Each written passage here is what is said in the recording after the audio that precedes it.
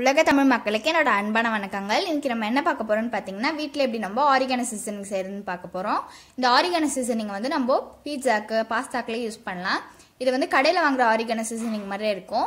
இது நான் எப்படி செஞ்சேன்றதை வாங்க இன்னைக்கு வீடியோக்குள்ள போய் பார்க்கலாம். ஆரிகானோ சீசனிங் செய்யறதுக்கு வந்து நமக்கு கர்ப்பூரவள்ளி தேவை. இது வந்து இங்கிலீஷ்ல ஆரிகானோன்னு சொல்லுவாங்க. இதான் வந்து ஆரிகானோ சீசனுக்கு மெயினான ஒரு இன்கிரீடியன்ட். இதை வந்து நான் இந்த அளவுக்கு எடுத்திருக்கேன். நெக்ஸ்ட் வந்து நமக்கு துளசி தேவை. துளசியை வந்து ஆரிகானோ சீசனிங்கில் ஆட் பண்ணுற ஒரு இன்க்ரீடியன்ட் தான். இதுவும் நான் வந்து எடுத்துக்கிறேன். இந்த அளவுக்கு எடுத்துருக்கேன். நம்ம பறிச்சு எடுத்துகிட்டு வந்து எல்லாமே இந்த மாதிரி தண்ணியில் நம்ம வாஷ் பண்ணிக்கலாம். துளசியும் நான் வாஷ் பண்ணிக்கிறேன். இந்த மாதிரி ஒயிட் கிளாத் எடுத்திருக்கேன். இப்போ நம்ம எடுத்து வச்சுருந்தோம்ல ஆரிகானோவும் துளசியும், அதை வந்து நம்ம இந்த கிளாத் வச்சு நம்ம ட்ரை பண்ணி எடுத்துக்கலாம். நமக்கு வந்து நமக்கு தண்ணி இருக்கக்கூடாது, இதில் எல்லாமே ட்ரையாக இருக்கணும். எல்லாத்தையுமே நம்ம ட்ரை பண்ணி எடுத்துடலாம். இப்போ வந்து ஒரு பேனை ஹீட் பண்ணி அதில் நம்ம எடுத்து வச்சுருந்தோம்ல ஆரிகானோவும் துளசியும் சேர்த்துட்டு நம்ம நல்லா ஃப்ரை பண்ணிக்கலாம். நீங்கள் வந்து சன்ட்ரை பண்ணி கூட யூஸ் பண்ணிக்கலாம். ஆனால் சன்ட்ரை பண்ணால் 3 to 4 days ஆகும். இது வந்து ஒரு 20 minutesலேயே முடிஞ்சிடும். நம்ம நல்லா ஃப்ரை பண்ணிக்கலாம். பாருங்கள், நம்ம இதை ஃப்ரை பண்ண அது வந்து சுருங்கிட்டே வருது பாருங்கள். இன்னும் நம்ம நல்லா ஃப்ரை பண்ணிக்கலாம்.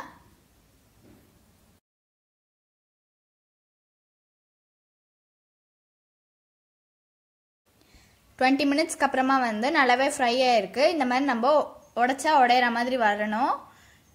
இப்போ வந்து நம்ம இதே பேனில் காஞ்ச மிளகாய், பூண்டு, மிளகையும் சேர்த்துட்டு இது எல்லாமே நல்லா ஃப்ரை ஆகிற வரைக்கும் நம்ம நல்லா ஃப்ரை பண்ணி எடுத்துக்கலாம்.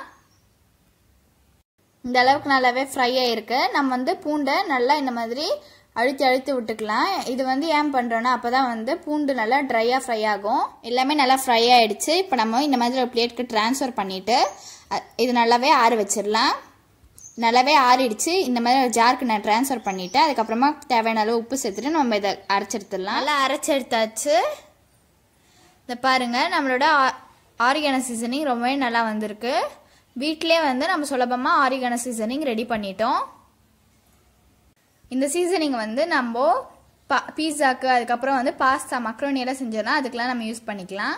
இந்த ஆரிகானோ சீசனிங்கை நீங்களும் உங்கள் வீட்டில் ட்ரை பண்ணி பாருங்கள். உங்களுக்கு இந்த வீடியோ பிடிச்சிருந்தா உங்களோட ஃப்ரெண்ட்ஸ் அண்ட் ஃபேமிலிக்கு ஷேர் பண்ணிவிடுங்க.